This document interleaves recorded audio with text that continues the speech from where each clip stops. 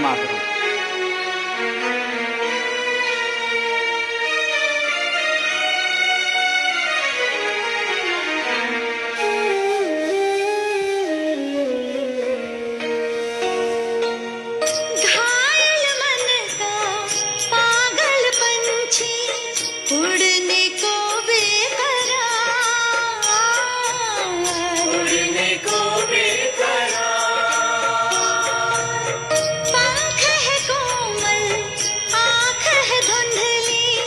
जाना है सागर पार, जाना है सागर पार।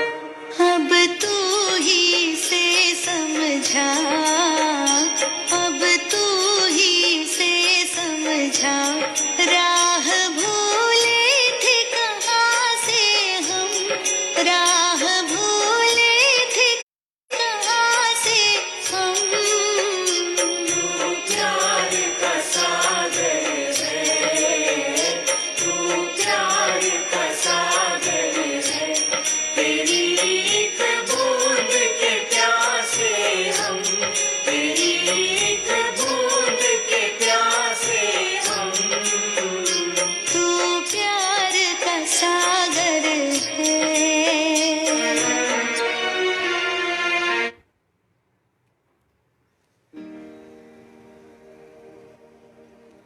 वंदे मातरम। कोई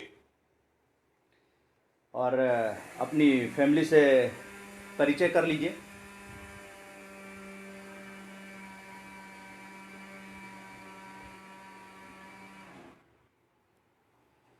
जी हाँ, ये आपकी 25 राज्यों की आरजेएस फैमिली है। वंदे मातरम नरेन टेटेसर जी, वंदे मातरम डॉक्टर विनय कुमार विष्णुपुरी जी। बिल्कुल समय से सभी जुड़ रहे हैं और कार्यक्रम की शुरुआत भी अब उसके बारे में जानकारी दी जाएगी। और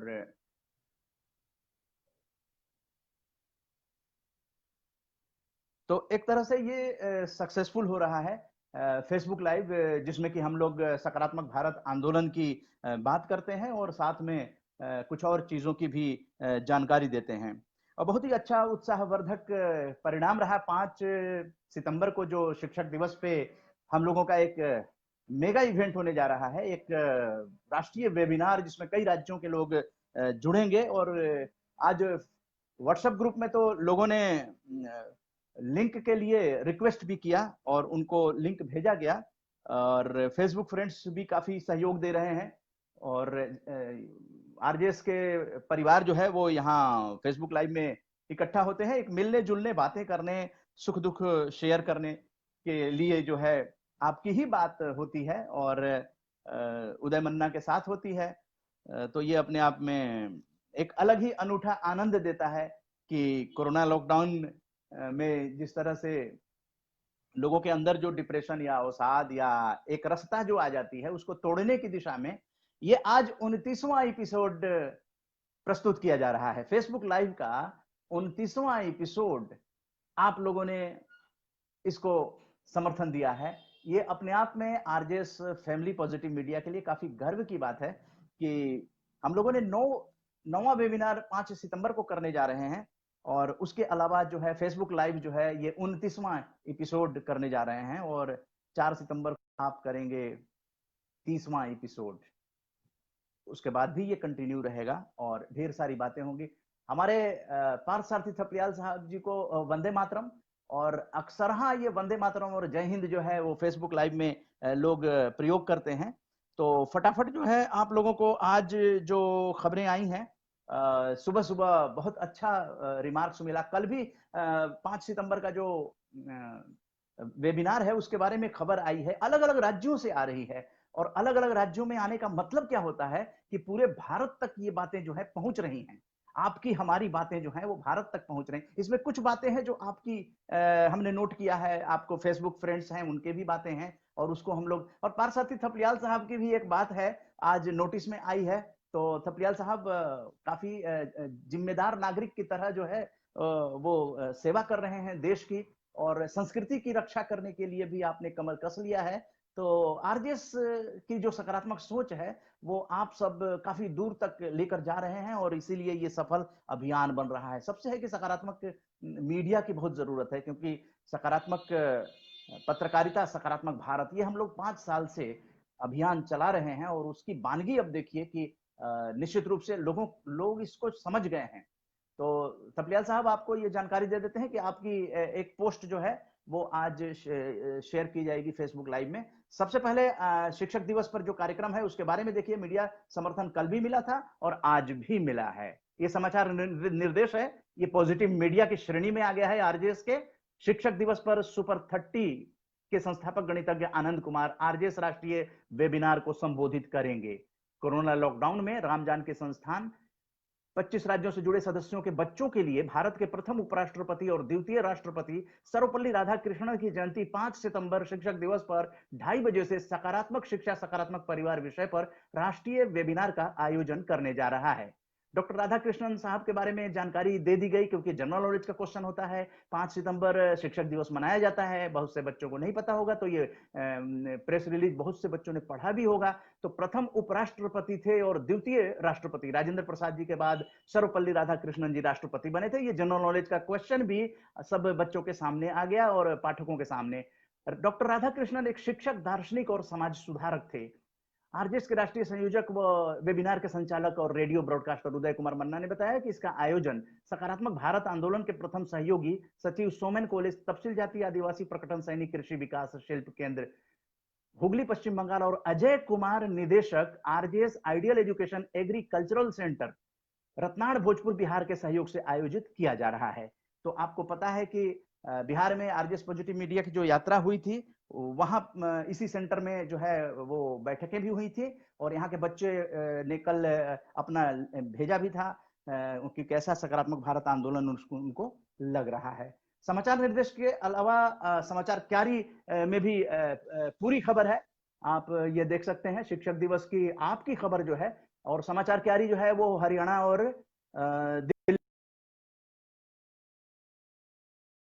हरियाणा में पहुंच रही है इस खबर के माध्यम से। शिक्षक दिवस पर सुपर 30 के संस्थापक गणितज्ञ आनंद कुमार आरजेएस राष्ट्रीय वेबिनार को संबोधित करेंगे और इसके बारे में और भी जानकारी आपको दे दें कि इसमें सारी खबर है कि जो राजधानी, जो लोग आनंद कुमार को नहीं जानते हैं तो उनके बारे में बता दें कि मुख्य अतिथि आनंद कुमार देश भर से जुड़े विद्यार्थियों को सकारात्मक शिक्षा के एग्जाम टिप्स देंगे।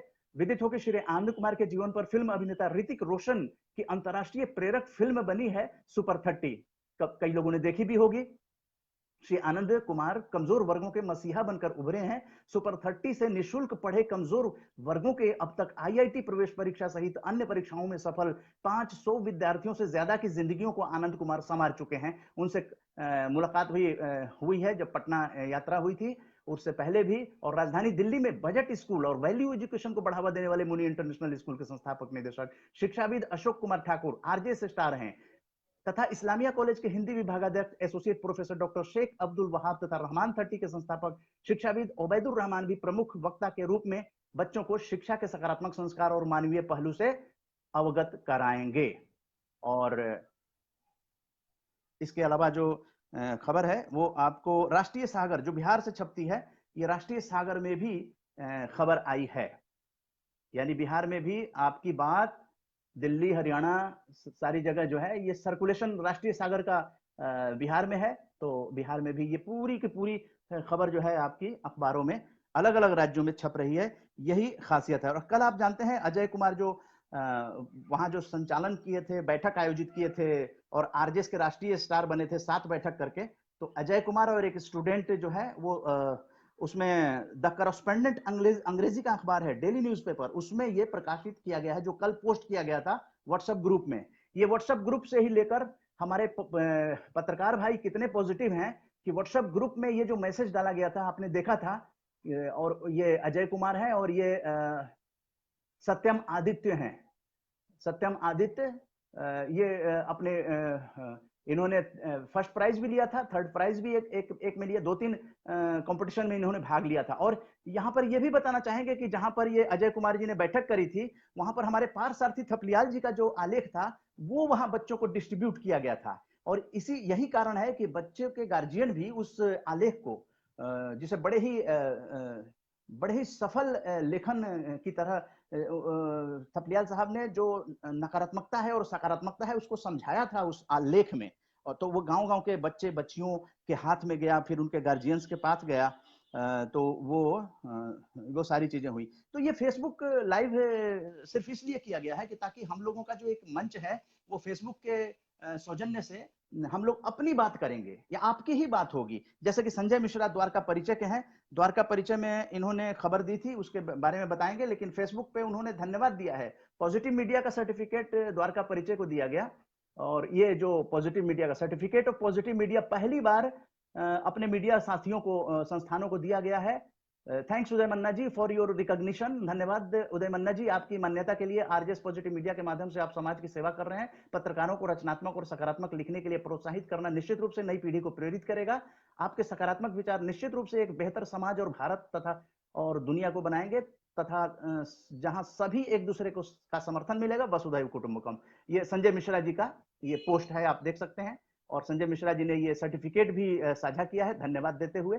ये द्वारका परिचय आप देखिए। और अभी आपको सुबह सुबह द्वारका परिचय ने भी जो कॉपरेशन किया है उसको भी आपके नजरों के सामने ले आते हैं। आपकी ही बात आपके ही साथ, उदय मन्ना के साथ। ये देखिए द्वारका परिचय, जो जिन्होंने 5 सितंबर की खबर को पूरी प्रकाशित की है। शिक्षक दिवस पर सुपर 30 के संस्थापक गणितज्ञ आनंद कुमार आरजेएस राष्ट्रीय वेबिनार को संबोधित करेंगे। द्वारका परिचय, ये देखिए पूरी न्यूज जो है वो ये पोर्टल पे उन्होंने डाला है। तो ये है आपकी बात और उदय मन्ना के साथ। तो इस तरह की चीजों से क्या है कि बड़ा उत्साह वर्धन होता है।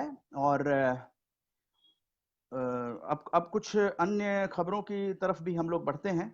और सबसे पहले आपको बताते हैं वन बाय वन कि अभी श्राद्ध चल रहा है। आप भी जानते हैं श्राद्ध चल रहा है, तो उस पर जो भेजा है वो विकास झा जी हरिद्वार से कल भी जुड़े थे। विकास झा जी वो कभी भी जुड़ सकते हैं, लगातार वो 3-4 दिन से जुड़ रहे हैं।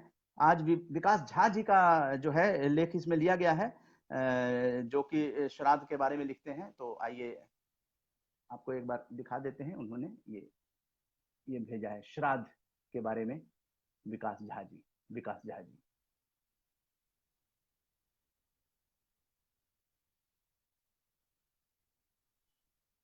तो बताते हैं कि अगस्त तर्पण जो कि कल से बुधवार से शुरू हुआ, और प्रतिपदा श्राद्ध जो है और द्वितीय श्राद्ध जो है आज है। तृतीय श्राद्ध जो है वो 4 सितंबर को है। चतुर्थी श्राद्ध जो है वो आगे 6 तारीख को, पंचमी श्राद्ध 7 तारीख को, षष्ठी श्राद्ध 8 तारीख को, और सप्तमी श्राद्ध 9 तारीख को, अष्टमी श्राद्ध जो है 10 सितंबर को है। उसके बाद भी आगे 16 सितंबर तक का ये शेड्यूल बना हुआ है। और क्या लिखते हैं श्राद्ध के बारे में, तो श्रद्धया इदम श्राद्धम, जो श्रद्धा से किया जाए वो श्राद्ध है। भावार्थ है कि प्रेत और पितर के निमित्त उनकी आत्मा की तृप्ति के लिए श्रद्धा पूर्वक जो अर्पित किया जाए वो श्राद्ध है। और माता पिता की सेवा को सबसे बड़ी पूजा माना गया है। माता पिता की स्मृति में कई लोगों ने अपने दादा दादी, माता पिता की जो दिवंगत हैं उनकी स्मृति में आरजेएस का राष्ट्रीय सम्मान उन्होंने अर्पित किया है। तो एक तरह से ये दिवंगत आत्माओं की शांति के लिए और उनकी एक तरह से सेवा, उनके नहीं रहने पर मरणोपरांत ये सेवा जो है वो बहुत ही पुण्यकारी होता है। तो लोगों ने आरजेएस का राष्ट्रीय सम्मान भेंट किया है। और इसीलिए हिंदू धर्मशास्त्रों में पितरों का उद्धार करने के लिए पुत्र की अनिवार्यता मानी गई है। जन्मदाता माता पिता को मृत्यु उपरांत लोग विस्मृत न कर दें, इसलिए उनका श्राद्ध करने का विशेष विधान बताया गया है। भाद्रपद पूर्णिमा से आश्विन कृष्ण पक्ष अमावस्या तक के 16 दिनों को पितृपक्ष कहते हैं, जिसमें हम अपने पूर्वजों की सेवा करते हैं। आश्विन कृष्ण प्रतिपदा से लेकर अमावस्या तक ब्रह्मांड की ऊर्जा तथा उस ऊर्जा के साथ पितृ प्राण पृथ्वी पर व्याप्त रहता है। और भी ढेर सारी चीजें लिखी है उन्होंने, लेकिन मोटा मोटी बातें ये हैं कि हम लोगों को अपने माता पिता को करने के लिए एक ये अवसर मिलता है, और इस अवसर का बहुत से लोग उपयोग भी करते हैं, पिंडदान भी करते हैं। लेकिन मेन चीज जो है कि उनके जो बताए हुए मार्ग हैं उनको स्मरण करना चाहिए। और इसलिए कई बार जो लोग जो हैं वो आयोजन भी करते हैं और उनके बारे में बताते भी हैं। तो ये श्राद्ध क्रिया जो है वो हमें अपने पूर्वजों से, उनकी आत्मा से जोड़ कर रखता है। यहाँ पर एक चीज और बताना चाहेंगे कि जो हमारे पूर्वज हैं, उनके बारे में चिंता नहीं करनी चाहिए कि या कष्ट की बातें नहीं करनी चाहिए, क्योंकि फिर उनको कष्ट होता है। अगर उन्होंने कहीं किसी गर्भाशय में होंगे या जैसा कहा जाता है कि पुनर्जन्म होगा, तो फिर उनको बड़ा कष्ट होगा। इसलिए हमें बड़े निर्मल तरीके से अपनी आत्माओं को आदर सहित जो है, आप कहते हैं कि जो निधन जिनका हो जाता है उनके बारे में बुरा नहीं बोलना चाहिए। तो आत्मा अजर अमर कहा जाता है और बुरा नहीं बोलना चाहिए, और उनका जितना सम्मान कर सके हम, वो इतना अच्छा रहता है। आज जो एक कल जो खबर आई है कि 200 से ज्यादा, 200 लगभग दिनों तक जो कफिल, डॉक्टर कफिल खान थे, और देश भर में ये चर्चा का विषय बना था, और कोर्ट ने उन्हें रिहाई का आदेश दे दिया। तो ये कल ये आ गया इनकी तस्वीर, ये जेल से रिहा होने की पहली तस्वीर है। डॉक्टर विनय दुबे ये जुड़े हुए हैं और ये इनके लिए प्रयास भी कर रहे थे इनकी रिहाई की। तो डॉक्टर कफिल खान की पहली तस्वीर है ये जेल से रिहा होने पर एएनआई की। तो इस तरह की बातें हैं कि कोर्ट ने इनकी बातों को सुना और फिर जो है ये रिहा हो गए। अब आइए कुमार विश्वास से आपको मिलाते हैं। कुमार विश्वास आरजेएस फेसबुक पे जुड़े हुए हैं, तो उनके चीजों को यहाँ पे शेयर किया जाता है। तो डॉक्टर कुमार विश्वास क्या लिखते हैं?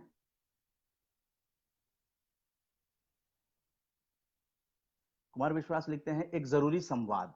विश्व भर को अपनी प्राचीनता के गौरव से आकर्षित करने वाली विद्या के देश भारत की जन्म जन्मांतर की गुलामी सुनिश्चित करने के लिए अंग्रेज शासकों ने विद्या को हटाकर उसे शिक्षा को लागू किया, जिसमें अब देखिए कितनी बड़ी बात लिखी है इन्होंने। विद्या को हटाकर उसे शिक्षा के रूप में लागू किया गया, जिसमें नेटिव यानी परतंत्र भारतीय का सर अगर उठे तो यूनियन जैक से सवाल पूछने के लिए नहीं, बल्कि सिर्फ उसे सलाम करने के लिए। आज तक की किसी भी सरकार में वो स्वाभिमानी रीढ़ की हड्डी नहीं पाई गई जो वेस्ट, WEST के इस वास्ट कहें, वेस्ट जो है WAST कूड़ा जो है को बाहर फेंककर भारतीय विद्या के बेस्ट BEST को पुनर्स्थापित कर सके। भारत जिसकी सारी ज्ञान परंपरा ही प्रश्नोत्तर शैली से प्रारंभ हुई है, सवालों से बचना चाहता है, लेकिन केवल और केवल यस सर, यस मैडम सिखा देने वाली इस निरर्थक शिक्षा के कारण पुल, सड़क, इमारतें किसी देश के विकसित होने का प्रमाण नहीं हैं, बल्कि नागरिकों के बेहिचक सवाल पूछने की आदत और उसके संतोषजनक जवाब पाने की संतुष्टि का नाम ही विकास है। तलाशिए जरा कितने विकसित हुए हैं 7.5 दशकों में। तो ये कुमार विश्वास का पोस्ट था, जो अपनी जो विद्या है उसको शिक्षा में परिवर्तित कर दिया गया। तो इस पर एक इन्होंने बताया है, और बड़े ही विद्वान कवि रहे हैं, विचारक भी रहे हैं, और उनको साझा करना आज लगा कि उनको साझा करना चाहिए। इसी के साथ साथ अभी एक खबर आई है, धनंजय जी हैं जो फेसबुक पे जुड़े हुए हैं, उनकी पोस्ट को साझा किया जाए। आरजेएस में भी हैं धनंजय जी, पत्रकार। माय लॉर्ड ने झुग्गी बस्तियों को 3 महीने में हटाने का निर्देश दे दिया है। ठीक है, लेकिन साथ ही उन्हें कोरोना को भी हटने का आदेश देना चाहिए। कोरोना काल में कहां जाएंगे बेचारे। और माय लॉर्ड, ये तो आप ही मत ही बोलिए कि राजनीतिक हस्तक्षेप बर्दाश्त नहीं करेंगे। तो कई बार ऐसा देखा गया है कि सर्दियों का मौसम आ रहा है, 3 महीने के अंदर दिल्ली के अंदर जो रेलवे लाइन के अगल बगल जितनी झुग्गी बस्तियां हैं, उन भाई बहनों को कितनी तकलीफ होगी, जरा कल्पना कर लीजिए। तो ये धनंजय जी का पोस्ट जो है यहाँ पर शेयर किया गया। और सनराइज इंडिया समाचार की तरफ से ये पोस्ट आया है कि अब ये फैसला होना चाहिए कि देश के नेताओं की रिटायरमेंट उम्र भी 50 साल होनी चाहिए। 70 साल के युवा नेता ने फैसला लिया, 50 साल के जितने बूढ़े कर्मचारी हैं निकाले जाएंगे। तो एक तरह से ये आक्रोश जो है, जैसा कुमार विश्वास ने कहा कि सवाल पूछना और जवाब लेना जरूरी है। तो ये चीजें हैं जो मानसिकता है लोगों की, उसके बारे में बता रहे हैं कि 70 साल के नेता के बारे में उन्होंने कहा है। और इसके साथ साथ और भी चीजें हैं जो अभी श्राद्ध की बात कर रहे थे, तो जैन धर्म में क्षमा पर्युषण पर्व का भी मैसेज आया है। जो आरजेएस में जुड़े हैं लोग, तो एक बार फिर से साझा करते हैं। उसमें एक बार साझा किया गया था। और आप हैं अशोक जैन जी, जय जिनेन्द्र। जाने अनजाने में, हंसी मजाक में आपका मन दुखाया हो, गलत किया हो या आपको गलत लगा हो, मेरे कारण किसी को उद्वेग हुआ हो, जाने अनजाने में कोई भूल हुई हो, या पर्युषण पर्व पर आप सभी को मेरी ओर से मन वचन और काया से हाथ जोड़कर क्षमा प्रार्थना। उत्तम क्षमा, अशोक जैन एवं परिवार। और ये अविरल जैन जी का है, उत्तम क्षमा। इफ नॉलेज और if knowingly or unknowingly with my deeds, words of behavior I have hurt you, I fold my hands and ask for your forgiveness. अविरल जैन।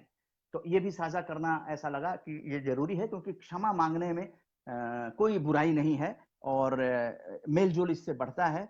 और इसके साथ साथ एक बार हम फिर लौटेंगे, ये जो पर्यावरण से संबंधित है, लेकिन वो श्राद्ध से भी जुड़ा हुआ है, लेकिन पर्यावरण से ज्यादा जुड़ा हुआ है। पिंडदान है या और भी चीजें हैं। तो आपको एक बार बताते हैं कि इन्होंने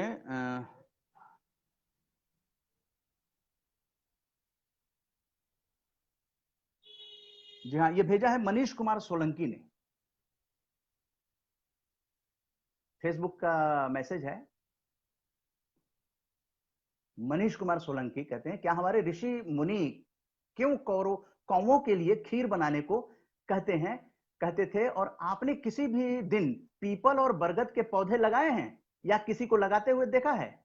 उन्होंने ये सवाल पूछा है, और इसका जवाब आपको अभी मिलने जा रहा है। मनीष कुमार सोलंकी, फेसबुक फ्रेंड्स, उन्होंने ये भेजा है, क्या हमारे ऋषि मुनि क्यों कौवों के लिए खीर बनाने को कहते थे? आपने किसी भी दिन पीपल और बरगद के पौधे लगाए हैं या किसी को लगाते हुए देखा है? क्या पीपल या बड़ के बीज मिलते हैं? क्या क्या कहा आपने? नहीं मिलते। जी, सही कहा आपने, नहीं मिलते हैं। बरगद और पीपल की कलम जितनी चाहे उतनी रोपने की कोशिश करो, परंतु लगेगी नहीं। कारण प्रकृति, कुदरत, ये दोनों उपयोगी वृक्षों को लगाने के लिए अलग ही व्यवस्था कर रखी है। ये दोनों वृक्षों के फल चिड़ियों कौवे खाते हैं, और उनके पेट में ही बीज का प्रोसेसिंग होती है, और तब जाकर बीज उगने लायक होते हैं। उसके पश्चात कौवे जहां तहां बीट करते हैं, वहां वहां ये दोनों वृक्ष उगते हैं। पीपल जगत का एकमात्र ऐसा वृक्ष है जो राउंड द क्लॉक ऑक्सीजन छोड़ता है। जी हाँ, people round the clock oxygen छोड़ता है, और बरगद के औषधि गुण अपरंपार हैं। अगर ये दोनों वृक्षों को उगाना है तो बिना कौवे की मदद से संभव नहीं है, इसलिए कौवे को बचाना पड़ेगा। और ये होगा कैसे? मादा कौवा भादो महीने में अंडा देती है और नवजात बच्चा पैदा होता है। भादो जो महीना बीत गया, तो इस नई पीढ़ी के उपयोगी पक्षी को पौष्टिक और भरपूर आहार मिलना जरूरी है। इसलिए ऋषि मुनियों ने कौवों के नवजात बच्चों के लिए हर छत पर श्राद्ध के रूप में पौष्टिक आहार की व्यवस्था कर दी, जिससे कौवों की नई जनरेशन का पालन पोषण हो जाए। इसलिए दिमाग को दौड़ाए बिना श्राद्ध करना प्रकृति के रक्षण के लिए नितांत आवश्यक है। ध्यान रखना, जबकि बरगद और पीपल के पेड़ को देखो तो अपने पूर्वजों को याद करेंगे आप, क्योंकि उन्होंने श्राद्ध किया था, इसलिए ये दोनों उपयोगी पेड़ हम लोग देख रहे हैं। सनातन धर्म को पता था कि किस बीमारी का इलाज क्या है, कौन सी चीज खाने लायक है और कौन सी नहीं, तो इसलिए कौवों को ये चीजें खिलाने की मनीष कुमार सोलंकी ने ये पोस्ट साझा की है। तो आपकी ही बात उदय मन्ना के साथ। अब आगे चलते हैं।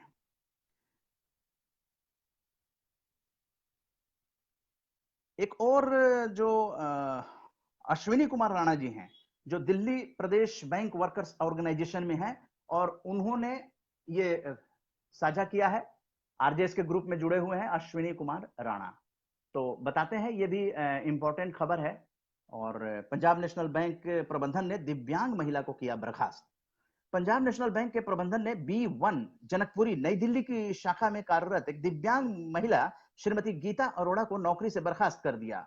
बैंक प्रबंधन ने ये कदम एक ग्राहक की शिकायत पर उठाया है, लेकिन ये शिकायत उस ग्राहक की बेटी द्वारा बैंक को अपने पद की धमकी देकर इस दिव्यांग महिला के विरुद्ध तुरंत कार्रवाई करने के बाद हुई है। बेटी का कहना है कि उनके पिता 24 अगस्त 2020 को बैंक की शाखा के पास बुक अपडेट करवाने गए थे, तो इस गीता अरोड़ा ने उनके साथ दुर्व्यवहार किया था। श्रीमती गीता अरोड़ा एक दिव्यांग हैं और सुन नहीं सकती हैं और पूरी तरह से बोल भी नहीं सकती हैं। ऐसे में उन पर इस प्रकार का आरोप लगाना और बैंक प्रबंधन द्वारा विकलांग महिला को बर्खास्त करना एक दुर्भाग्यपूर्ण कदम है। 24 अगस्त की घटना की 25 अगस्त को शिकायत होती है और उसी दिन बैंक ग्राहक की बेटी के दबाव में दिव्यांग महिला बैंक कर्मचारी को बर्खास्त कर दिया जाता है।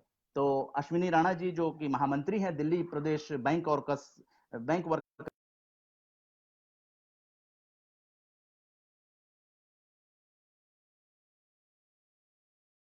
खुशी की बात है हमारे लिए और आपके लिए, सबके लिए खुशी की बात है। हम लोग छोटे छोटे ये जो कदम उठा रहे हैं और आप देख रहे हैं कि फेसबुक लाइव में धीरे धीरे परिवर्तन होता जा रहा है और ये परिवर्तन जो है यही बहुत बड़ा रोल अदा करने वाला है, क्योंकि फेसबुक का जो पेज बन गया है उस पर ये कार्यक्रम शिफ्ट होने जा रहा है, जिसमें हजारों हजारों लोगों के जोड़ने का ऑप्शन आएगा। और आप कल जो आपने सहयोग दिया था, तो कल की ये रिपोर्ट है Uday Manna Facebook live to 2 सितंबर आरजेएस पॉजिटिव इंडिया मूवमेंट। और इसमें आप देख सकते हैं ये आपके 29 कमेंट्स आए हैं और 23 लाइक आए हैं और 261 व्यूज आए हैं, 9 शेयर आए हैं, 261 व्यूज आए हैं। तो इसी से आप अंदाजा लगा सकते हैं कि फेसबुक लाइव करने के बाद भी बहुत से लोग इसको ऑब्जर्व करते हैं, व्यू करते हैं, देखते हैं। तो ये अपने आप में एक खुशी की बात है। और डॉक्टर नरेंद्र टेटेसर भी लगातार जुड़ते हैं। आज उन्होंने अपना साझा किया है, गूगल ने उनको स्मृति में और आरजेएस से संबंधित है, इसलिए इसको यहाँ पे लिया गया। गूगल ने स्मृति भेजी है, धन्यवाद गूगल। विचार बिंदु इन्होंने ये लगाया है, ये देखिए आरजेएस का जो भारत उदय डॉक्टर नरेंद्र टेटेसर भारत उदय सम्मान मिला था उनको। यदि आपका व्यक्तित्व किसी को विचार करने पर विवश कर दें तो आप परिवर्तन का एक माध्यम है। निदेशक पूर्ति फूड विजन, नवोन्मेषी कृषक भारत सरकार। तो ये डॉक्टर नरेंद्र टेटेसर हैं, वो लगातार फेसबुक पे जुड़ते हैं, संभवतः अभी भी जुड़े हुए हैं।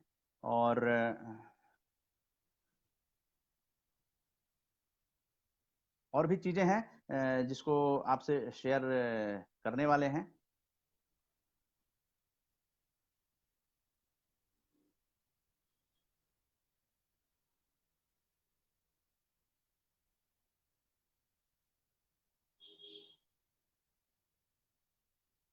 दोस्तों ये फेसबुक लाइव में आपके सुझाव को भी आमंत्रित किया जा रहा है।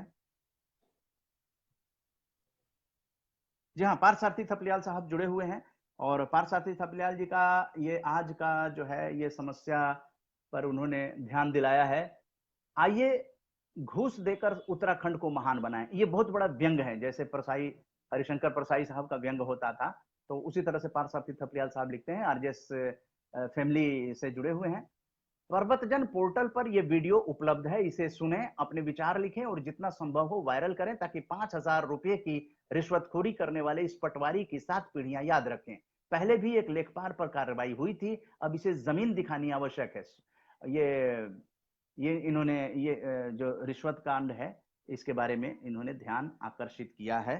तो इस तरह की चीजें जो हैं वो चलती हैं तो ठीक नहीं है, क्योंकि जिस सरकारी लोगों को जो सैलरी मिलती है, अच्छी खासी सैलरी मिलती है, तो आम इंसान अगर कोई काम लेकर जाता है। और उत्तराखंड से ही एक और खबर है, उमेश कुमार जो काफी उत्तराखंड की आवाज उठाते हैं और उन पे मुकदमा भी हो गया था, वो बरी हुए, कोर्ट ने बरी किया और आज पत्रकार राजेश शर्मा को राजद्रोह मामले में माननीय उच्च न्यायालय से जमानत मिल गई है। आप सबके सहयोग का आभार। ये हैं पत्रकार राजेश शर्मा। तो इस तरह से आपकी ही बात, जो फेसबुक फ्रेंड्स हैं उनकी ही बातों को लेकर हम यहाँ हाजिर हो रहे हैं, क्योंकि ये कोई आपको अखबार नहीं दिखाएगा न सुनाएगा। तो ये अपनी आरजेएस फैमिली है और इसमें फेसबुक फ्रेंड्स में काफी बड़े बड़े लोग जैसे माननीय उपराष्ट्रपति साहब, राष्ट्रपति साहब, ये जुड़े हुए हैं। उन लोगों के मैसेज यहाँ पे आते रहते हैं। और उसी तरह से जो केंद्रीय शिक्षा मंत्री हैं डॉक्टर रमेश पोखरियाल निशंक साहब, तो उनका ये पोस्ट आया है कि ये जो 5 सितंबर शिक्षक दिवस है उसकी तैयारी को लेकर उन्होंने आज महामहिम राष्ट्रपति श्री रामनाथ कोविंद जी से शिष्टाचार भेंट की तथा उन्हें आगामी 5 सितंबर 2020 को शिक्षक दिवस के अवसर पर आयोजित होने वाले वर्चुअल कार्यक्रम हेतु निमंत्रण दिया और राष्ट्रीय शिक्षक पुरस्कार कार्यक्रम की रूपरेखा पर चर्चा की। तो सरकार द्वारा उस वर्चुअल कार्यक्रम के लिए तैयारी चल रही है और इसके अलावा लोग बड़े अच्छे अच्छे सकारात्मक कार्य भी कर रहे हैं, जैसे भानु प्रताप सिंह जो आरजेएस स्टार हैं, उन्होंने आज भेजा है। तो अभी बिहार से अमरेंद्र कुमार मिश्रा जी, वो भी आरजेएस स्टार हैं, जुड़े रहे हैं, अभी मुझे दिखाई दिया। वंदे मातरम। प्रांजल जी भी जय हिंद, प्रांजल श्रीवास्तव भी जुड़ गए हैं। ये भानु प्रताप सिंह जो हैं वो पैक्स हैं रत्नाड़ पंचायत के अगियाओं प्रखंड, और इन्होंने आज पोस्ट किया है आवश्यक सूचना। आप सभी अपने पैक्स के सामान्य, पिछड़ा, अति पिछड़ा, महादलित, अल्पसंख्यक एवं महिला किसानों को सूचित किया जाता है कि सरकारी दर पर रबी फसल के बीज जैसे कि गेहूं, मसूर, चना, जौ एवं बाजरा का बीज लेने के लिए ऑनलाइन चालू है। आप सभी पंचायत, प्रखंड एवं जिला के किसानों से किसान पुत्र भानु प्रताप सिंह आग्रह करता है कि आप अपने नजदीकी सुविधा केंद्र या ऑनलाइन की दुकान पर जाकर ऑनलाइन करवाकर सरकार के अनुदानित पर बीज प्राप्त करें। निवेदक आरजेएस स्टार सह रत्नाड़ पैक्स अध्यक्ष किसान पुत्र भानु प्रताप सिंह। तो ये आरजेएस स्टार हैं और इसी तरह से फेसबुक पर, व्हाट्सएप पे आरजेएस स्टार लिखते हैं वो। तो इससे हम लोगों को काफी गर्व होता है कि काम अच्छे कर रहे हैं, और आरजेएस स्टार का मतलब सकारात्मक कार्य करने वाली प्रतिभाएं। तो इन सब प्रतिभाओं को आप लोगों तक पहुंचाने की हमारी कोशिश होती है। उसी तरह से बहन बीके शिवानी जी जो ब्रह्म कुमारी जो विश्वविद्यालय है उसमें अच्छी इंस्पिरेशनल मोटिवेटर हैं, और बीके शिवानी बहन लिखती हैं। ये 4 लाइन भी कुछ काम की हो सकती है, इसलिए हमने सोचा आपको दिखा दिया जाए। Negative thought on your mind, there can be 2 reasons. Negative thought on your mind, there can be 2 reasons. Either you are creating it or they are feeling that way and their thoughts are reaching you. Do not let it continue. You have the power. Create a nice thought. Keep doing. Pause, check, change. तो बहन शिवानी जी कहती हैं कि अगर आपके अंदर जो भी नेगेटिव थॉट्स आते हैं उसको आप प्रवेश न करने दें, क्योंकि फिर आप उसको चेक करें, उसको आप पहचानें और उसको अपने से दूर रखें, नहीं तो वो आपको पोल्यूट कर देगा। आपकी जो एनर्जी है उसका डाउनफॉल होना शुरू हो जाएगा। तो ये बहन शिवानी जी का था। इसके साथ साथ आपको पता होगा पंडित जसराज जी का, जो शास्त्रीय गायक अपने भारत के बड़े मशहूर पंडित जसराज हुए हैं, उनका 17 अगस्त को निधन हो गया था। आज पिता पुत्र का एक म्यूजिक जो है वो मिला, जिसको मैंने सोचा कि आप तक पहुंचाया जाए। पंडित जसराज जी का जन्म जो है हिसार में हुआ था, और भारत के प्रसिद्ध शास्त्रीय गायकों में से एक हैं आप। और जसराज जी का संबंध मेवाती घराने से है। जसराज जी जब 4 वर्ष के थे तभी उनके पिता पंडित मोतीराम जी का देहांत हो गया था, और उनका पालन पोषण बड़े भाई पंडित मणिराम जी के संरक्षण में हुआ। मणिराम जी जो उनके भाई थे, और उन्होंने किस तरह से दोनों पंडित जसराज जी और उनके बड़े भाई पंडित मणिराम जी, उनका आपको सुनाते हैं शास्त्रीय संगीत की तरफ। अब देखिए, अब ये जो फेसबुक लाइव है इसमें तरह तरह की चीजों को हम लोग अमेलगेशन करके आप तक पहुंचाने की कोशिश कर रहे हैं। तो आप एक बार सुनिए, आपको अच्छा लगेगा, क्योंकि शास्त्रीय संगीत जो है वो कहीं ना कहीं हमें पॉजिटिव एनर्जी देता है, जो कि तड़क भड़क संगीत और उबाऊ चीजें जो हैं जिससे नकारात्मकता आती है, भौनापन आता है, अश्लीलता आती है, वहां पर हमारी जो संस्कृति है, हम उसी मिट्टी के बने हुए हैं। तो इंसान, आप खुद अंदाजा लगाइए, बचपन में जो चीज आपने खाया है जिंदगी भर आप नहीं भूल सकते हैं। तो हमारे भारत की जो विरासत है, ये शास्त्रीय संगीत जो है, ये भारत की विरासत है, और इस विरासत को हमें हमें सुनना चाहिए और अपने नई पीढ़ी को ये प्रेरणा देनी चाहिए कि इसे सुनो।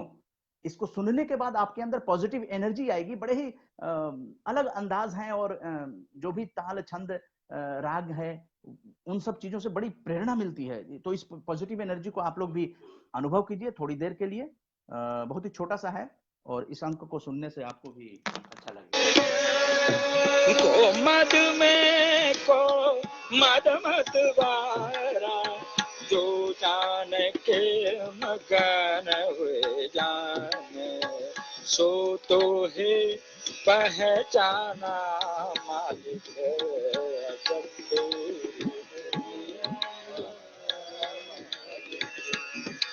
अब जैसे अपने ख्याल बना हुआ ना नंद का जी, तो उसमें हारे बारे सैया, तो मैं इसलिए क्यों नहीं कि आजकल हमारी बहन माँ वगैरह सभी सुनने के लिए संगीत के सभी आतुर रहते हैं, तो उसके ऊपर एक बंदिश मैंने शाकंभरी माँ की बनाई है। वाह, पंडित जी जरूर सुनाइए। शाकंभरी माँ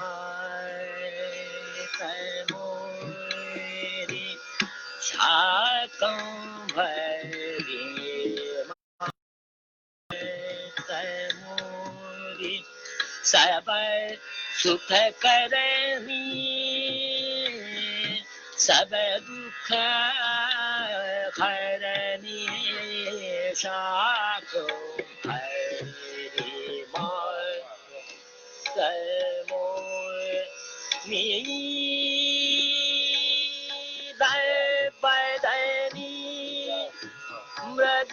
मृगलोचनी बदनी, मृगलोचनी भक्तन के मैया कष्ट निवारनी,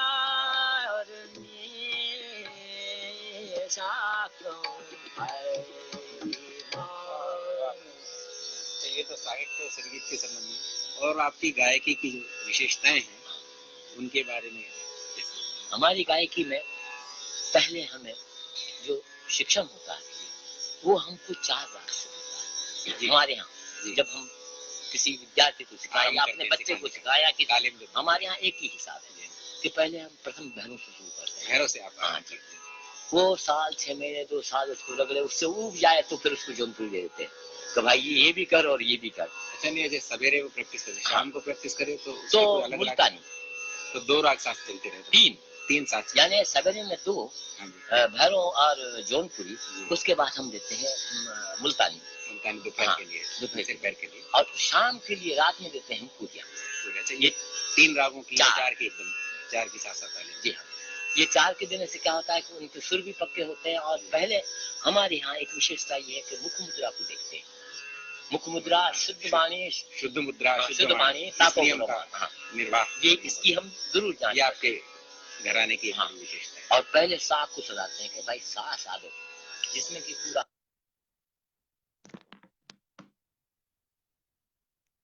जहाँ तो इसमें पंडित जसराज भी थे और मणिराम जी जो उनके अग्रज भाई थे वो भी थे। और जैसा हमने बताया कि पंडित जसराज जी हिसार के रहने वाले थे और मेवाती घराना से संबंधित हैं।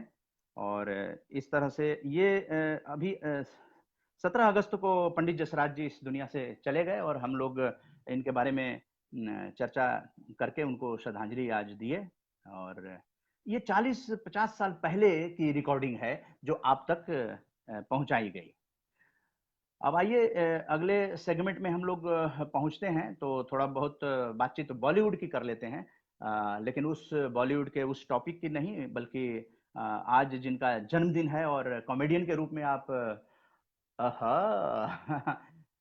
ये हमारे शक्ति कपूर साहब हैं, तो इनकी चर्चा कर लें। आज इनकी जयंती है और इनसे मिलना भी हमारा कार्यक्रम के दरमियान में होता रहा है। काफी अच्छी पर्सनालिटी इनकी है और इस उम्र में भी, और इनकी श्रद्धा जो बेटी है वो काफी अच्छी लोकप्रिय है, गायिका है। और शक्ति कपूर साहब, आपको हैप्पी बर्थडे। सुनील सिकंदर लाल कपूर जी हाँ, बहुत कम लोगों को पता होगा। सुनील सिकंदर लाल कपूर उर्फ शक्ति कपूर। तो फिल्म इंडस्ट्री में आप जानते हैं कि नाम जो है वो चेंज हो जाता है और चेंज होने से फिर डेवलपमेंट भी हो जाता है, ऐसी मान्यता है।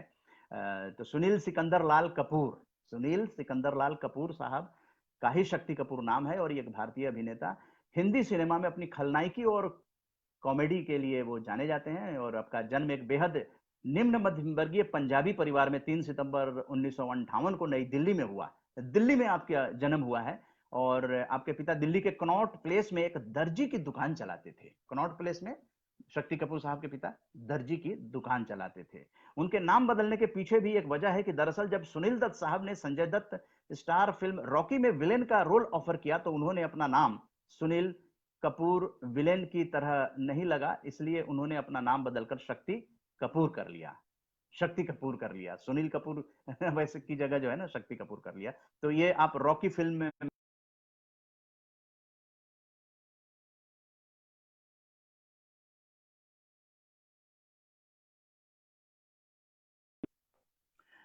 जहां अगर टेक्निकल कोई प्रॉब्लम होती है, हम ये 9 बजे तक आपके साथ जुड़ेंगे। अगर टेक्निकल कोई प्रॉब्लम होती है तो आप लोग फिर जुड़ जाइएगा, क्योंकि ये फिर हम कंटिन्यू करेंगे, क्योंकि अभी रिकनेक्ट करने का ऑप्शन आ रहा था।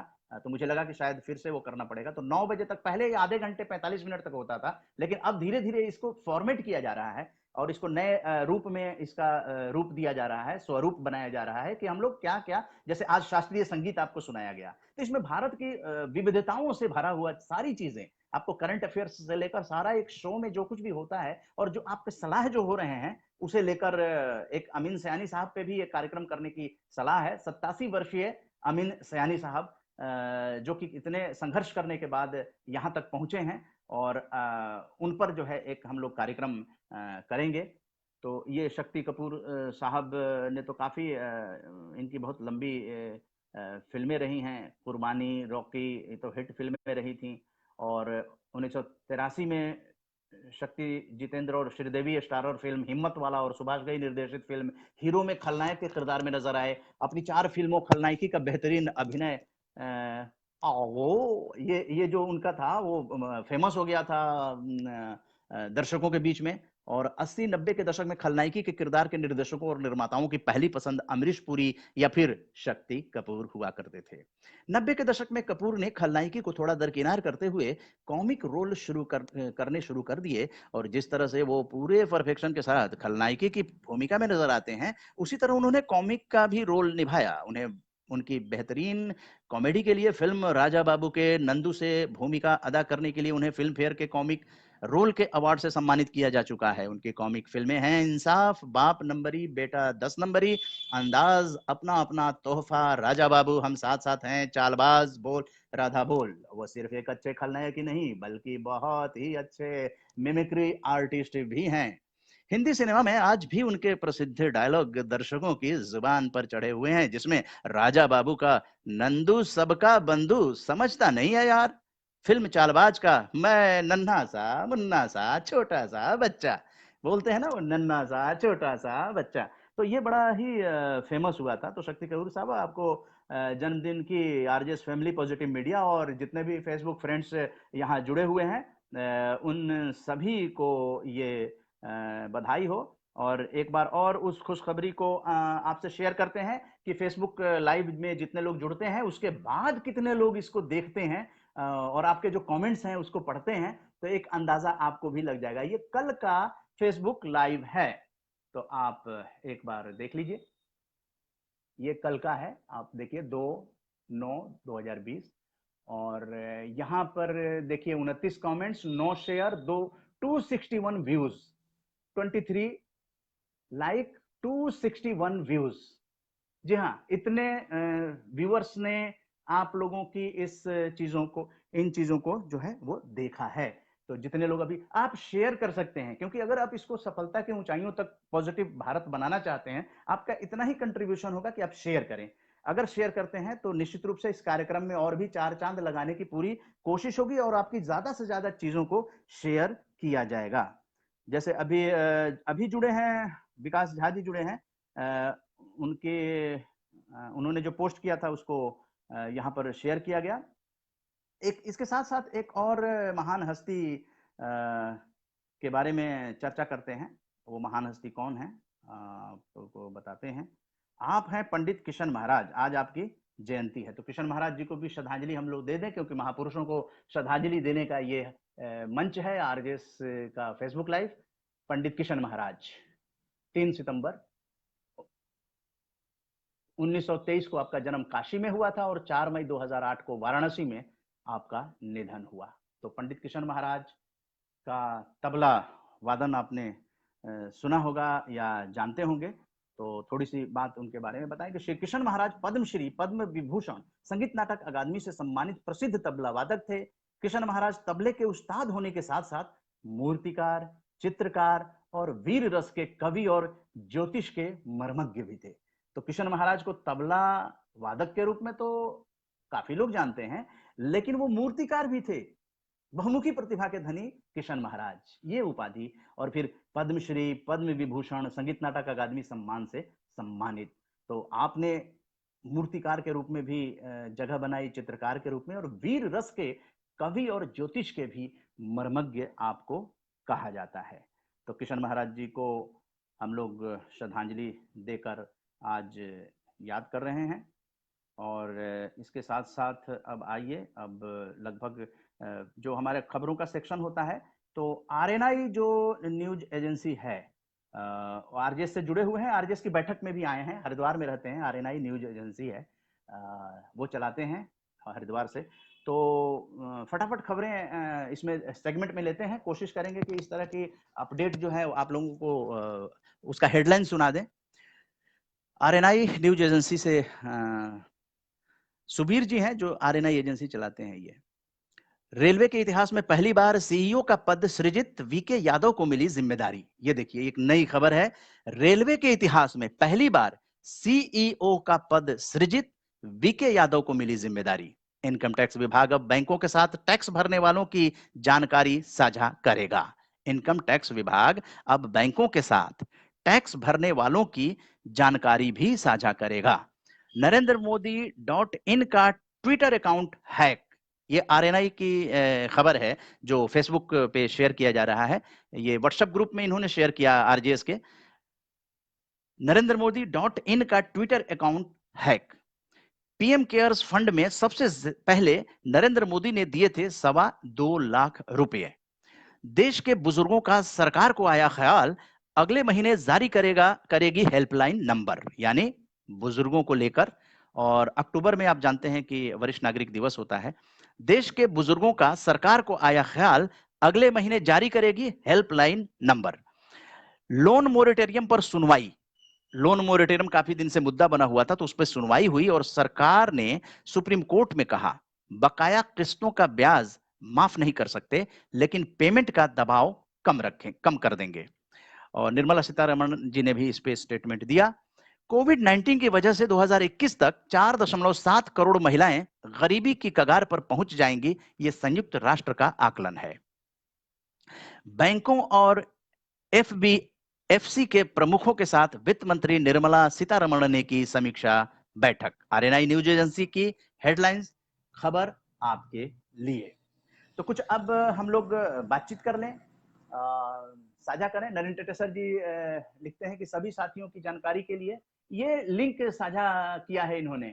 इस लिंक से जो फेसबुक फ्रेंड्स हैं वो रोजाना, क्योंकि 8 बजे हम लोग बातचीत करते हैं और आपकी ही बात उदय मन्ना के साथ, तो ये लिंक नरेंद्र टेटेसर जी ने साझा किया, वो कर सकते हैं। डॉक्टर विनय कुमार शिवपुरी ने श्रद्धांजलि दी है जिन्हें आज जयंती, और ये महाराज की